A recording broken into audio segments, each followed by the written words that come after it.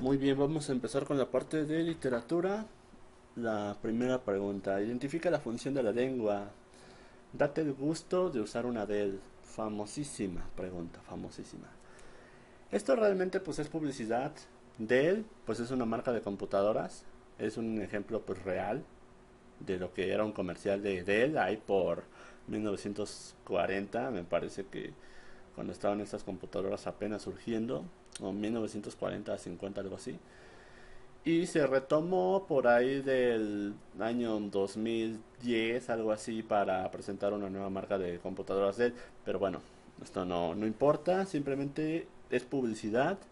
Y la publicidad generalmente tiene un aspecto apelativo. ¿Qué quiero decir con un aspecto apelativo? Que la publicidad te indica que debes hacer bajita la mano algo. Es decir, oye, mira, esto está bien padre, cómpralo.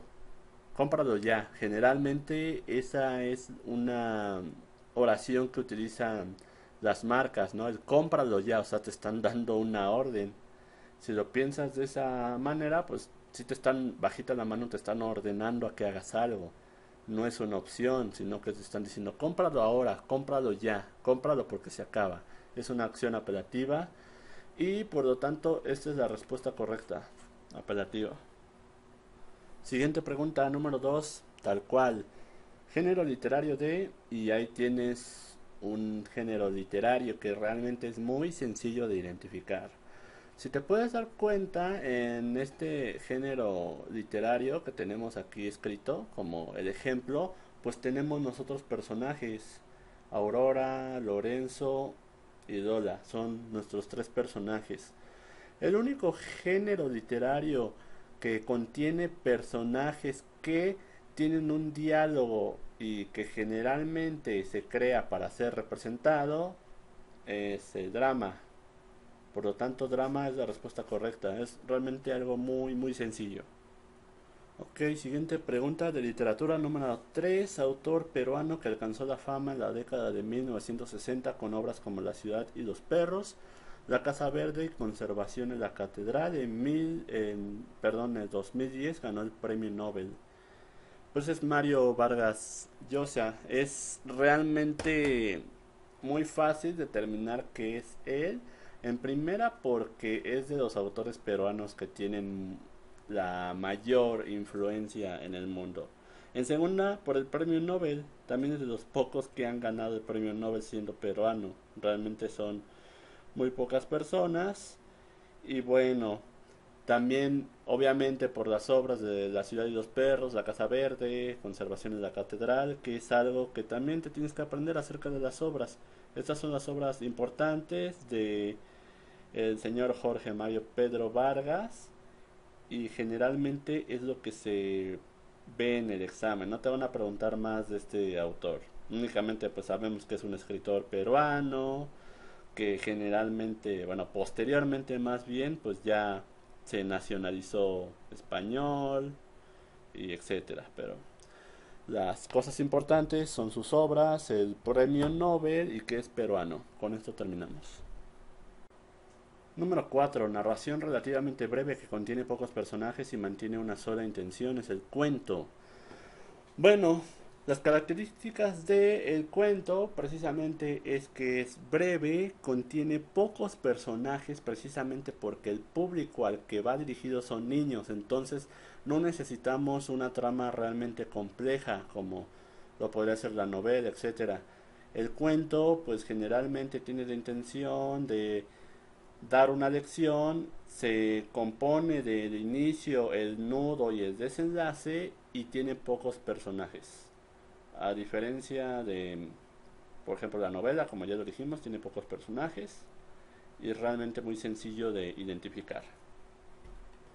Número 5 es la característica principal del realismo.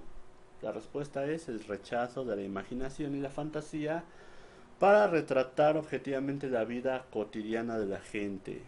Es decir, un movimiento que está en contra de otros movimientos como por ejemplo el romanticismo y que posteriormente pues da lugar a movimientos pues más raros como el naturalismo, que el naturalismo sí es realismo, digamos, un superrealismo, ya que inclusive se tratan como textos científicos y todo eso. Entonces el realismo está en contra de la imaginación y en contra de la subjetividad. Por eso el realismo es objetivo y retrata la vida cotidiana de la gente normal, obviamente, nada de héroes ni cosas raras. Número 6, representante del realismo francés, autor de Madame Bovary. Es Gustave Flaubert. Realmente estos son datos que se deben de aprender de memoria. Te puedes aprender, por ejemplo, este libro de Madame Bovary es bueno, pues es una obra que es hecho como un poquito famosa. También este tipo Gustave escribe la obra de, me parece que se llama Educación Sentimental, pero esa no aparece en el examen UNAM. Está muy buena, si la puedes leer, está bastante divertida. Pero aquí lo que tenemos que tener en cuenta es una serie de obras, entre ellas Madame Bovary, de las cuales tú tienes que relacionar al autor.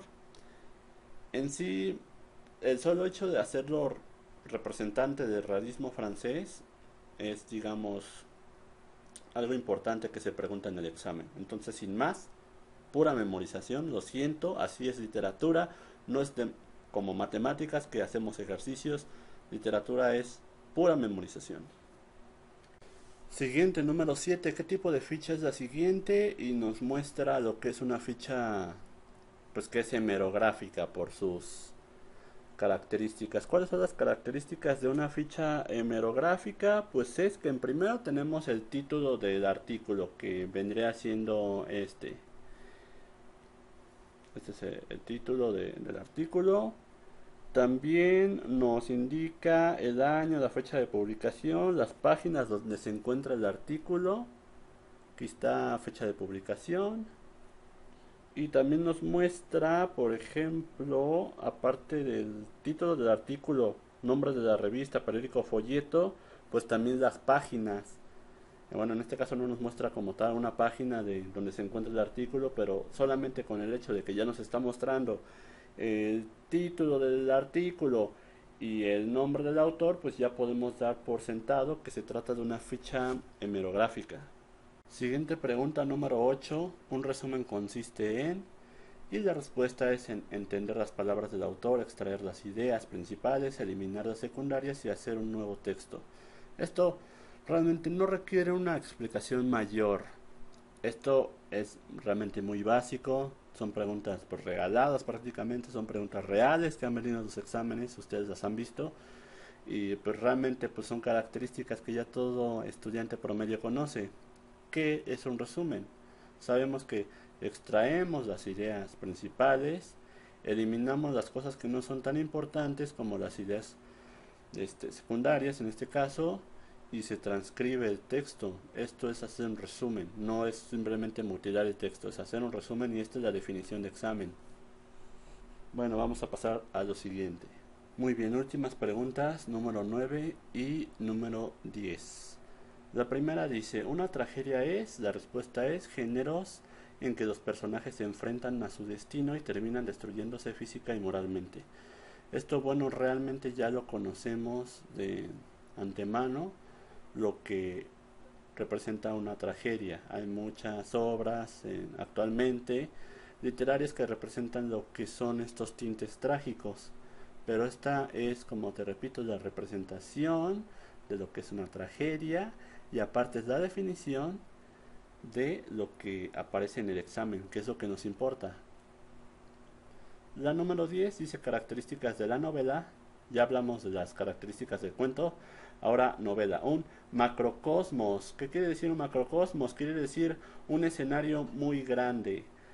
Nos estamos refiriendo con macrocosmos a un entorno que realmente es muy grande, que puede contener muchos personajes, muchos escenarios, etcétera.